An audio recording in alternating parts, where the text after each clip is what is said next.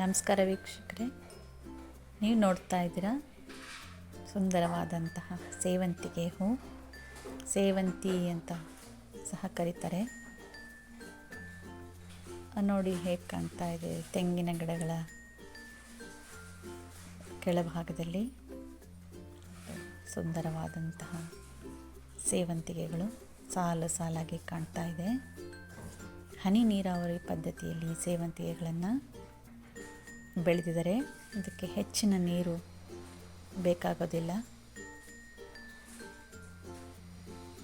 ನೋಡಿ ಹೇಗಿದೆ ಅಂಥೇಳಿ. ಹಾಗೆ ನೋಡಿ, ಹನಿ ನೀರಾವರಿಯಲ್ಲಿ ಯಾವ ರೀತಿ ಸಣ್ಣ ಸಣ್ಣ ಪೈಪುಗಳ ಮುಖಾಂತರ ಅಲ್ಲಲ್ಲಿ ನೀರುಗಳನ್ನು ಬಿಡ್ತಾರೆ.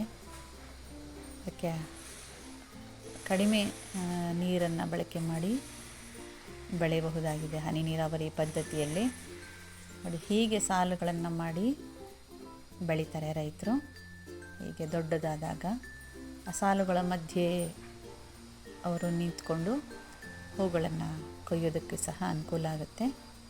ಹಾಗಾಗಿ ಇದೇ ಥರ ಸಾಲು ಸಾಲಾಗಿ ಬೆಳೀತಾರೆ. ನಾಟಿಯ ಸೇವಂತಿಗೆ ಹಳದಿ ಬಣ್ಣದ್ದು, ಅನೇಕ ಬಣ್ಣದ ಸೇವಂತಿಗೆಗಳು ಈಗ ಮಾರುಕಟ್ಟೆಯಲ್ಲಿ ಸಿಗ್ತಾ ಇದೆ. ಆದರೆ ಹಳದಿ ಸೇವಂತಿಗೆಗೆ ಮಾತ್ರ ಹೆಚ್ಚಿನ ಬೇಡಿಕೆ ಇದೆ, ಬೆಲೆಯೂ ಹೆಚ್ಚು. ಈ ಸೇವಂತಿಗೆಯ ಬಗ್ಗೆ ಕವಿ ಹಾಡೊಂದನ್ನು ಹೇಳಿದ್ದಾರೆ.